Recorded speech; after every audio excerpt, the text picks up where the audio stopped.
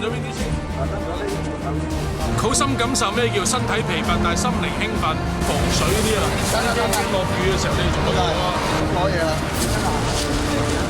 其實佢哋嘅辛苦喺呢度咧，就唔及佢哋咧過去佢嘅工作屈喺一個好細嘅空間裏邊咧，連人性嘅尊嚴都冇。我哋拍電視拍到咁無聊啊，24小時冇得瞓係啱你嘅，點都有得唞，點都有得去個廁所。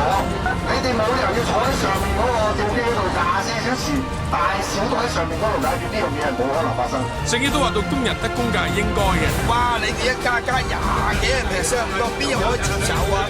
你咁多年都冇交喎。我都話明，我要嘅係攞翻我哋嘅尊嚴、我哋嘅權益、我哋嘅安全。呢度有啲關係喎。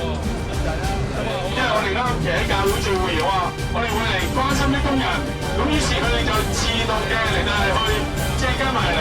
全香港嘅市民相信係稍為有良知嘅，都一定係站喺碼頭工友呢一邊嘅。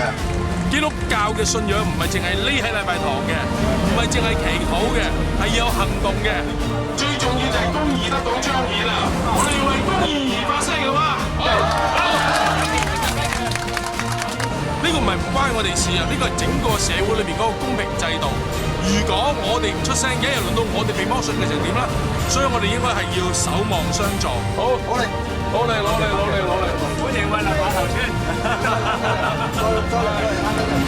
7318啊嘛！好，希望咧可以成為大家嘅幫助。其實唔係我哋㗎，係集腋成裘，係啦。願意神嚟到祝福呢一班嘅工人。縱使有啲人未信，但係好願意去直接咁樣感受到我哋對佢嘅關懷同埋支持。